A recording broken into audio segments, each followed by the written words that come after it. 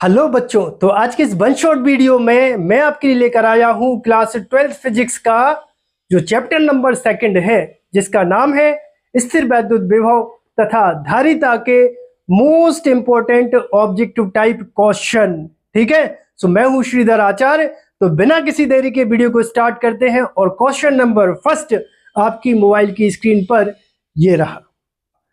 विद्युत धारिता का मात्रक नहीं है, क्वेश्चन को ध्यान से सुनना, विद्युत धारिता का मात्रक नहीं है। और ऑप्शन है first farad, B coulomb per volt, C volt coulomb square per joule. तो देखो बच्चों, जो विद्युत धारिता का सूत्र होता है वो होता है C बराबर Q बटे V।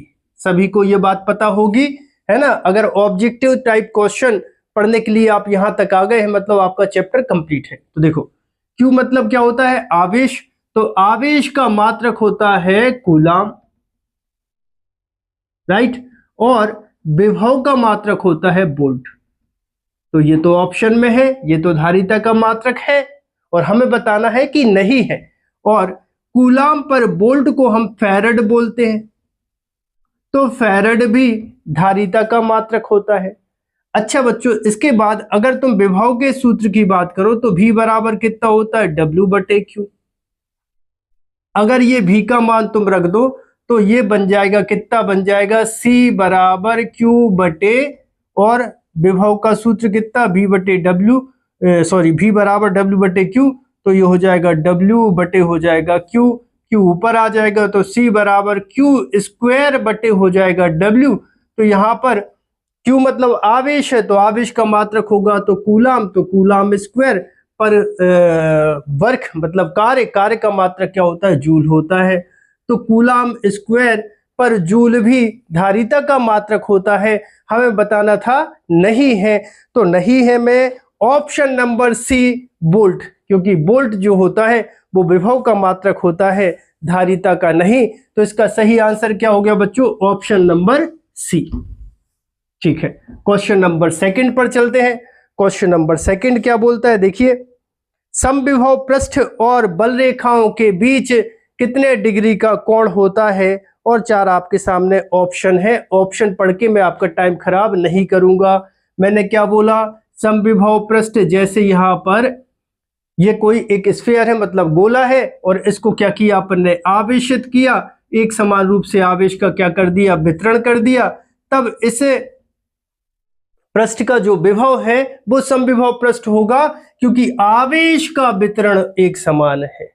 जैसे मैं बोलूं आपसे कि इस व्हाइट कलर का जो बोर्ड है, इस पर कितना व्हाइट कलर है, तो आप बोलोगे सर कैसी बात कर रहे हो, हर एक जगह पर विभव, हर एक जगह पर जो कलर है वो एक समान है। उसी प्रकार से यहाँ पर जब आवेश का मान एक समान हो जाता है तो हर एक बिंदु पर विभव का मान क्या होगा, समान होगा। सो ये क्या बन जाएगा, ये बन जाएगा समविभव पृष्ठ, समविभव पृष्ठ। अब बच्चों, समविभव पृष्ठ से जो विद्युत बल रेखाएं निकलती हैं वो निकलती हैं परपेंडिकुलर, मतलब लंबवत। यहां से अगर विद्युत बल रेखाएं निकल रही हैं, ठीक है, तो यहां देखो ये बल रेखा है और ये पृष्ठ है, कितने डिग्री का कोण बन रहा है सर, 90 डिग्री का कोण बन रहा है। हर एक जगह क्या होगा, 90 डिग्री का कोण बनेगा। तो कभी भी समविभव पृष्ठ या कोई भी पृष्ठ की अगर आपसे बातचीत की जाए तो विद्युत बल रेखाएं हमेशा 90 डिग्री पर पास होंगी। तो इसका जो ऑप्शन नंबर C है वो सही होगा, 90 डिग्री। बच्चों क्वेश्चन नंबर 3 पे आ जाओ।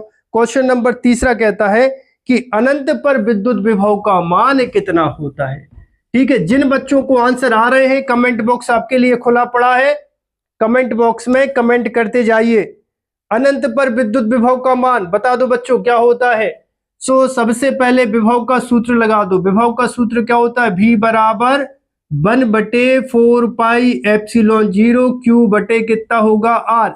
अब चूंकि हम अनंत पे बात कर रहे हैं तो R का मान कितना होगा सर, अनंत हो जाएगा, अनंत माने इन्फिनिटी हो जाएगा। तो यहाँ पे V के बराबर करोगे तो कितना होगा, 1/4 पाई एप्सिलॉन 0 Q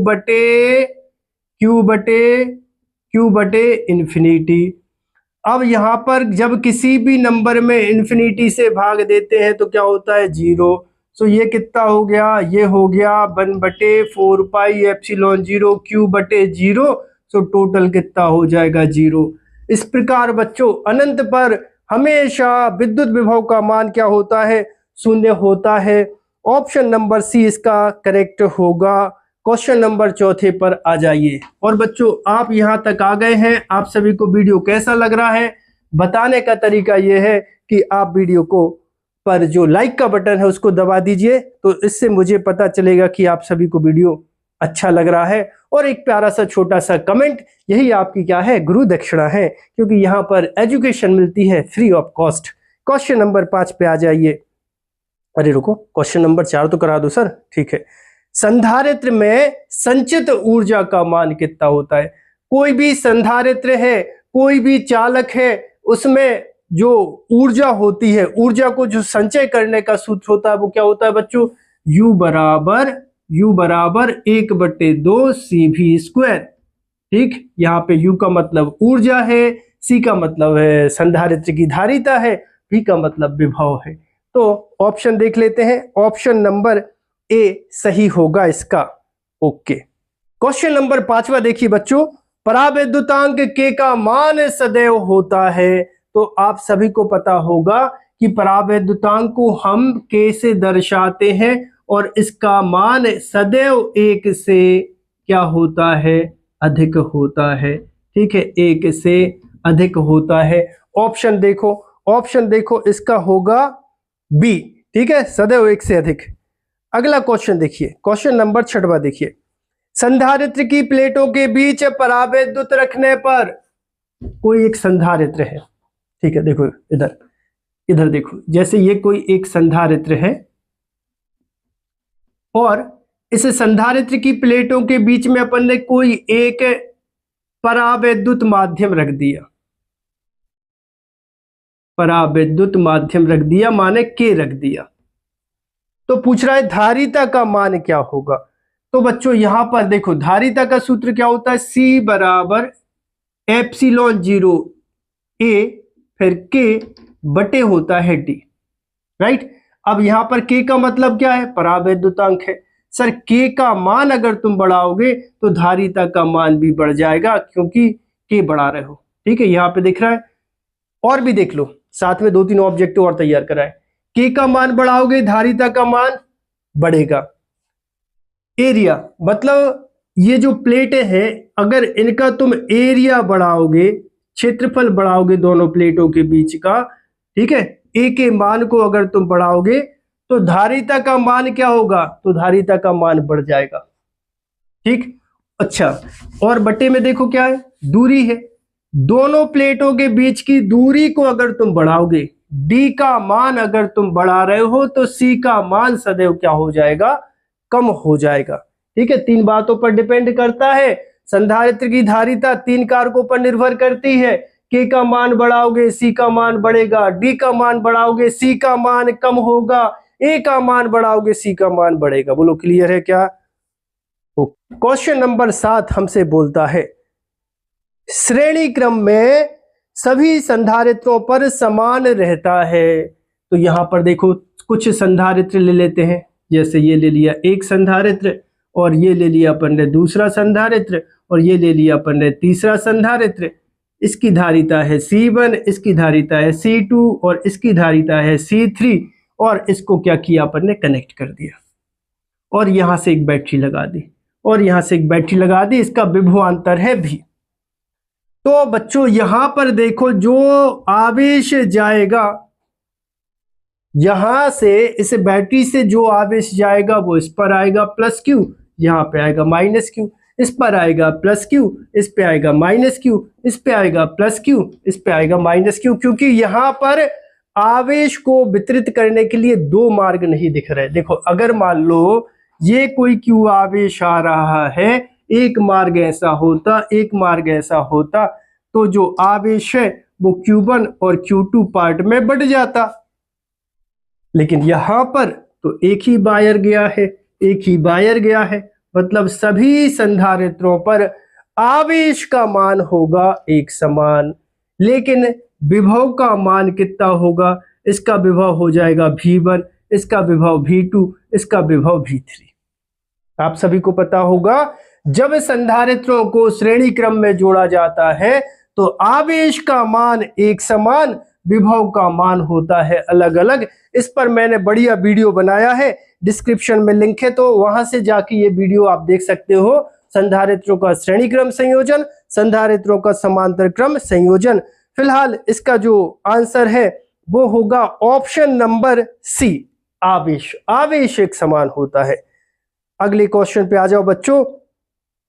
विद्युत विभव का विमीय सूत्र क्या होता है? चार आपके सामने ऑप्शन है। मैंने कहा ऑप्शन पढ़ने में मैं आपका टाइम खराब नहीं करूंगा, आप ऑप्शन देख लीजिए और आपको जो सही लग रहा है उस पर आपको क्या करना है, कमेंट बॉक्स में कमेंट करना है। क्वेश्चन नंबर 8 देखिए क्या है, विभव का अपन को विमीय सूत्र बताना है। देखो तो बच्चों विभव भी बराबर होता है W/Q और आवेश बराबर होता है बच्चों धारा गुणित होता है समय। आवेश बराबर धारा गुणित समय, तो धारा के लिए एम्पियर, समय के लिए टाइम, मतलब जो आवेश का विमीय सूत्र हुआ वो कितना हुआ 80। यहां पे मान रख देना तो कितना हो जाएगा, ऊपर है कार्य, कार्य का आप सभी को पता होगा क्योंकि 12th क्लास में है। 12th क्लास में अगर आपको कार्य का विमीय सूत्र नहीं पता तो आपको क्या पता होगा। कार्य का विमीय सूत्र है mL2 T-2 बटे हो जाएगा 80। तो ये बनेगा, क्या बनेगा सर, ये बनेगा हीरो। m यहां पर देखो L2, फिर ये T ऊपर आएगा 1 है तो T-3, ये 1 है ऊपर आएगा A-1। सो बच्चों विभव का जो विमीय सूत्र बना वो क्या बना, mL2 T-3 A-1। Option number देखो कितना है, ऑप्शन नंबर ए इसका सही होगा। ठीक है बच्चों, तो क्वेश्चन नंबर 9 देखिए। क्वेश्चन है संधारित्रों के समांतर क्रम संयोजन में समान क्या रहता है। चार आपके सामने ऑप्शन है, तो संधारित्रों को हमें संयोजित करना है समांतर क्रम में। देखो ये पहला संधारित्र है, ये दूसरा संधारित्र और ये रहा बच्चों तीसरा संधारित्र। तीनों एक दूसरे के सामने है तो समांतर क्रम में संयोजित किया है। अब इन सभी संधारित्रों को एक पॉइंट से कनेक्ट कर दो, एक एक प्लेटों को, और दूसरी प्लेटों को दूसरी जगह बिंदु बी से कनेक्ट कर दो, ए और बी से। ठीक है, यहां पे क्या लगा दो, एक बैटरी लगा दो, यहां पे एक बैटरी लगा दो, इसका पोटेंशियल भी रख दो। अब बच्चों ये बताओ, यहां से जब कोई आवेश आएगा तो ये आवेश बिंदु ए पर 3 भागों में बट जाएगा। यहां पे आएगा Q1, यहां पे आएगा Q2 और यहां पे आएगा Q3। ठीक है, धारिता इसकी है C1, इसकी है C2, इसकी है C3। तो तुमने देखा कि जब संधारित्रों को समांतर क्रम में संयोजित करते हैं तो तीनों संधारित्रों पर आवेश का मान है अलग अलग। लेकिन देखो ये जो पहला संधारित्र है ये किससे कनेक्ट है, ए और बी से कनेक्ट है। दूसरा संधारित्र देखो किससे कनेक्ट है, सर ए और बी से कनेक्ट है, दिख रहा है। तीसरा संधारित्र किससे कनेक्ट है, ए और बी से कनेक्ट है। और ए और बी के बीच में भी का विभवांतर लगा है, भी वोल्ट की बैटरी लगी है। तो सभी का जो विभवांतर है वो ए और बी के तुल्य हो जाएगा। ए और बी के बीच में, अरे देखो फिर से देखो, विभवांतर कितना लगाया अभी, तो ए और बी के बीच में विभवांतर कितना हो गया सर, भी हो गया। तो तीनों संधारित्र का विभवांतर क्या होगा, भी होगा। मतलब विभव का मान होगा समान और आवेश का मान होगा अलग अलग। अब इसके देखो ऑप्शन, तो ऑप्शन नंबर ए था विभव, बिल्कुल सही है, तो इसका आंसर होगा ए विभव। अब आ जाओ क्वेश्चन नंबर 10 पर। संधारित्र की धारिता का विमीय सूत्र क्या होता है। ठीक है, जिन जिन बच्चों पर आंसर बन रहा है, सॉल्व करते बन रहा है, कमेंट बॉक्स आपके लिए खुला है, तो आंसर को कमेंट करके बता सकते हो क्या बोला मैंने, संधारित्र की धारिता का विमीय सूत्र क्या होता है। तो बच्चों जो धारिता का विमीय सूत्र होता है वो होता है C बराबर Q बटे V। ठीक है, अब चूंकि V बराबर होता है W बटे Q होता है, ये भी ठीक है। सो C बराबर कितना हो जाएगा, Q बटे V का मान W बटे Q। तो यहां पर ये Q आएगा ऊपर, तो ये हो जाएगा C बराबर Q स्क्वायर बटे हो जाएगा W। ठीक है, आगे होगा C बराबर, Q का मतलब क्या होता है, आवेश। तो आवेश का सूत्र क्या होता है सर, आवेश बराबर होता है धारा गुणित समय। तो धारा के लिए एम्पियर, समय के लिए टी। तो यहाँ पर कितना आ जाएगा, यहाँ पे आ जाएगा AT। अब चूंकि यहाँ पे देखो स्क्वायर लगा है तो यहाँ पे आ जाएगा A स्क्वायर टी स्क्वायर। और W का मतलब क्या होता है सर, W का मतलब होता है कार्य, और कार्य का विमीय सूत्र क्या होता है। अगर ये बात आपको अभी तक नहीं पता है, मतलब बहुत बेकार हालत में हो, क्योंकि ये 11th वाली बात है। कार्य का जो विमीय सूत्र क्या होता है, mL2T-2। तो C बराबर हो जाएगा, देखो ये M1 है, ऊपर आया M-1, फिर L2 ऊपर आया L-2, T ऊपर आया तो -2 का +2, 2 और 2 कितना हो जाएगा 4, और A कितना हो जाएगा 2 हो जाएगा। तो इस क्वेश्चन का आंसर देखो कौन सा होगा, ऑप्शन नंबर ए इसका सही होगा।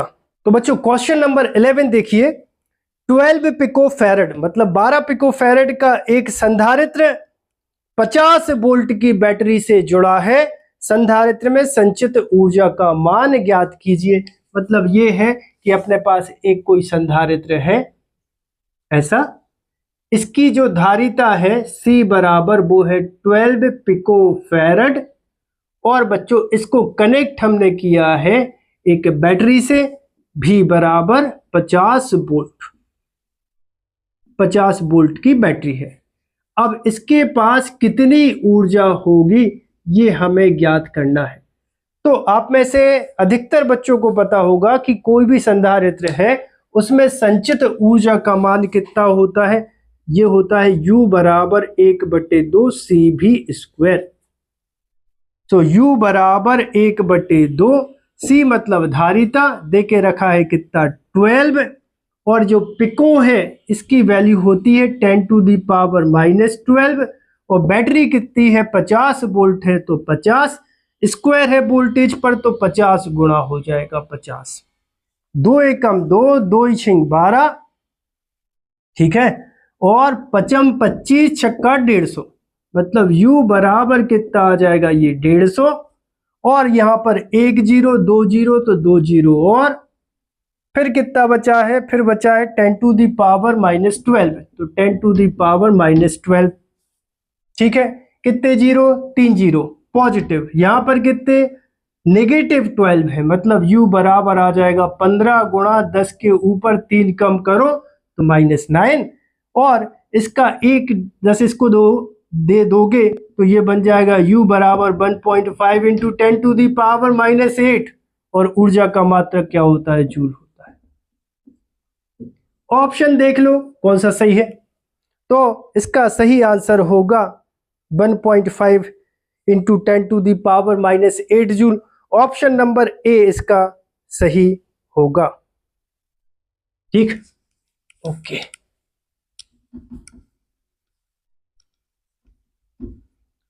अब आ जाओ बच्चों क्वेश्चन नंबर 12 पर। संधारित्र में प्लेटों के बीच की दूरी बढ़ाने पर धारिता का मान, अच्छा संधारित्र की धारिता का सूत्र क्या होता है, C बराबर एप्सिलॉन नॉट A बटे होता है D। अब बेटा जब तुम दूरी बढ़ाओगे तो धारिता का मान होगा कम, समझो ऐसे, जैसे एक प्लेट है X और एक प्लेट है Y, यहां पर अगर दूरी का मान बढ़ाओगे, संधारित्र की दोनों प्लेटों के बीच की दूरी को बढ़ाते जा रहे हो, D का मान बढ़ाते जा रहे हो, तो इसके यहाँ C का मान क्या होगा, कम हो जाएगा, ठीक है। और अगर क्षेत्रफल बढ़ा रहे हो तो धारिता का मान, क्षेत्रफल बढ़ा रहे हो तो धारिता का मान बढ़ जाएगा। तो फिलहाल में अपन से ये पूछ रहा है कि संधारित्र की प्लेटों के बीच की दूरी बढ़ाने पर धारिता का मान घटता है। ठीक है, कम हो जाएगा। ऑप्शन नंबर बी इसका सही होगा। क्वेश्चन नंबर 13 पे आ जाओ। क्वेश्चन नंबर 13 पे आ जाओ। क्वेश्चन नंबर 13 क्या है? पृथ्वी के विभव को माना जाता है। पृथ्वी के विभव को कितना माना जाता है? सर, पृथ्वी के विभव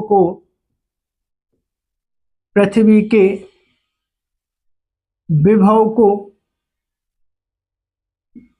शून्य माना जाता है। पृथ्वी के विभव को शून्य माना जाता है। सुनो क्यों माना जाता है। मैंने बोला आपसे, अगर आपको कोई भी ऊंचाई ज्ञात करनी है, जैसे माउंट एवरेस्ट की ऊंचाई कितनी है, चंद्रमा की ऊंचाई कितनी है पृथ्वी की सतह से, तो हम समुद्र तल से मानते हैं। समुद्र सी लेवल को क्या बोलते हैं? जीरो बोलते हैं। और वहां से फिर वो ऊंचाई को मापते हैं।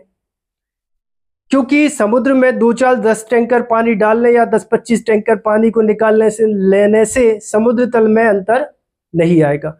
उसी प्रकार से ये जो पृथ्वी है वो आवेश का एक इतना बड़ा चालक है कि इसको कुछ आवेश अगर दे दो या इससे कुछ आवेश ले लो तो इसके विभव में कोई फर्क नहीं पड़ता। इसलिए पृथ्वी के विभव को हमेशा शून्य माना जाता है। तो इसका जो ऑप्शन नंबर ए है वो सही होगा। ठीक है, क्वेश्चन नंबर 14 देखिए। क्वेश्चन नंबर 14 देखिए।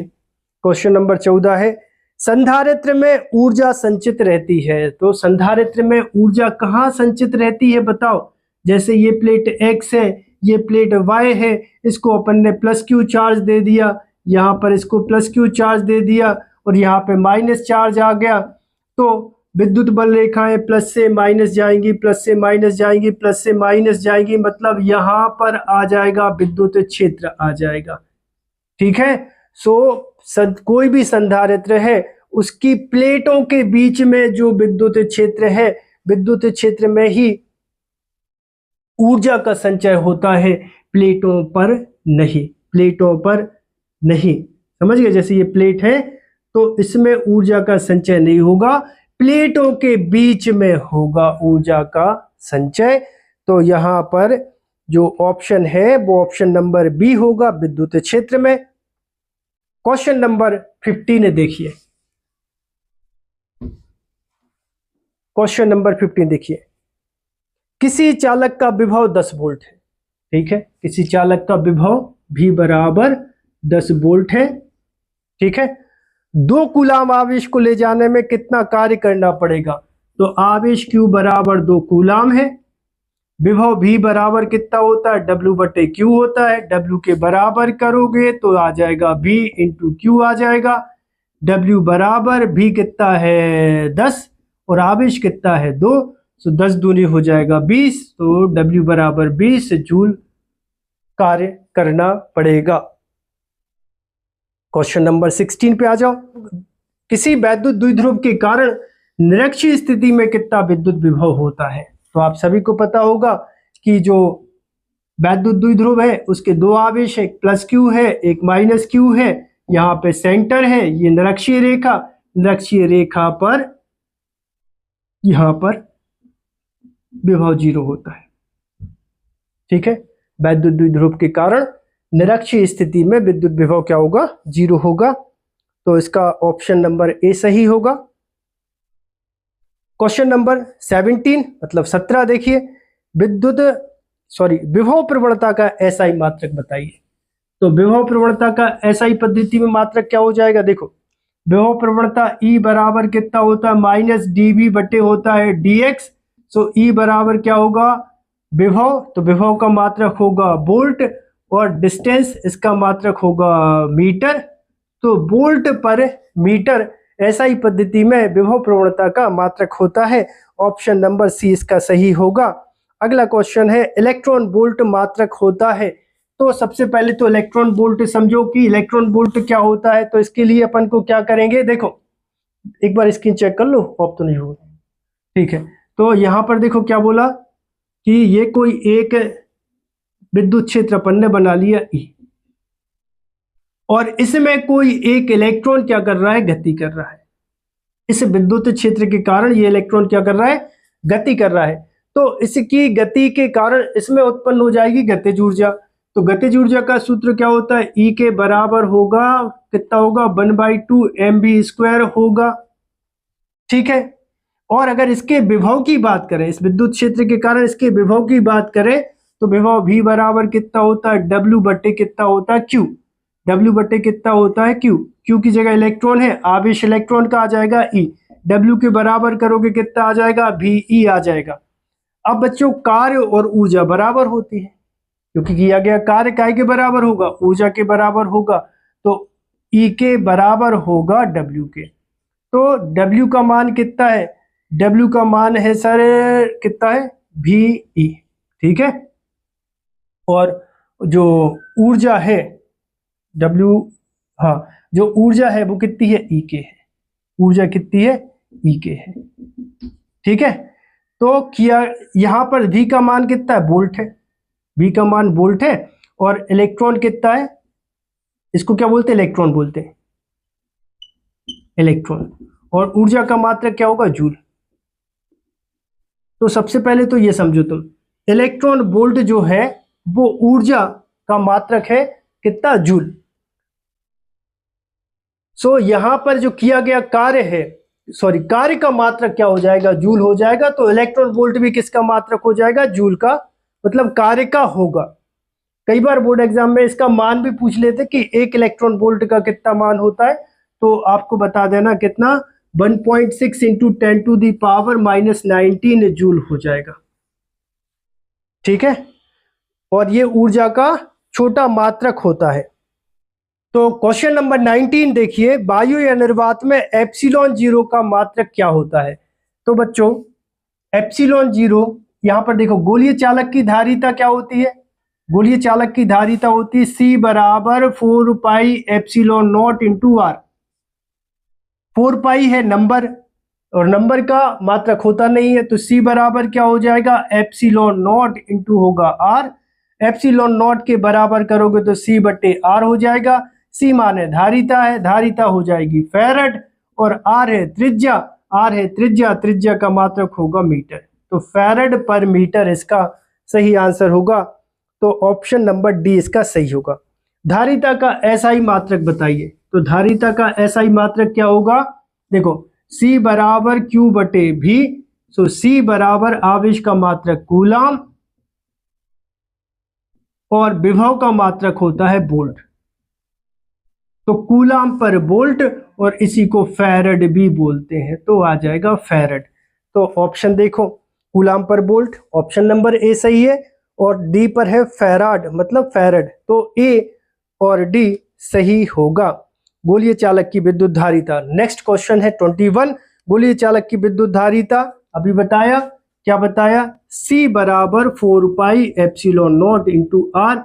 ये गोलीय चालक की धारिता का सही सूत्र है। ऑप्शन नंबर बी सही होगा। अगला क्वेश्चन देखिए, 100 माइक्रो कूलाम, थोड़ी जगह बना लो।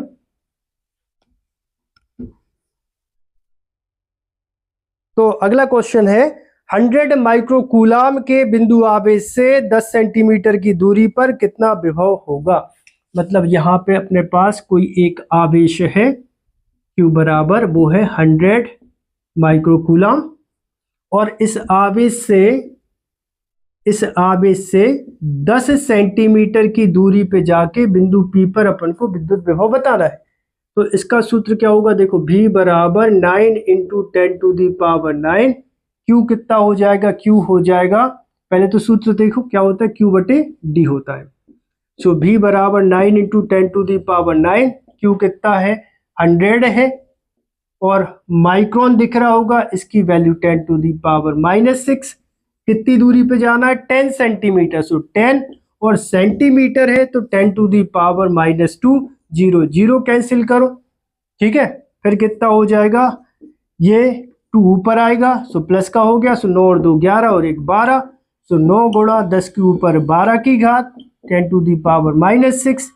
सो V बराबर आ जाएगा कितना, 9 इंटू 10⁻12 में से 6 गए तो 6, विभव का मात्रक होगा वोल्ट। तो 9 इंटू 10⁻6, तो इसका जो सही आंसर है वो क्या होगा, ऑप्शन नंबर ए सही होगा।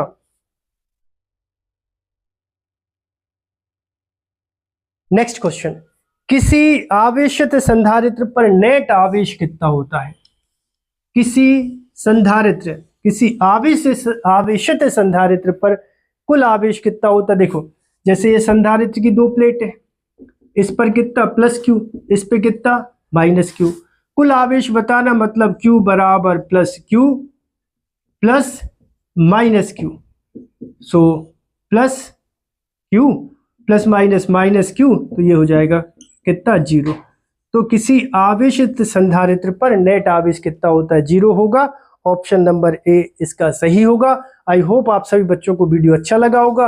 यदि आप सभी बच्चों को वीडियो अच्छा लगा हो तो चैनल को सब्सक्राइब करें, वीडियो को लाइक करें और वीडियो को अपने दोस्तों के साथ शेयर करें। मिलते हैं बच्चों अगले वीडियो में।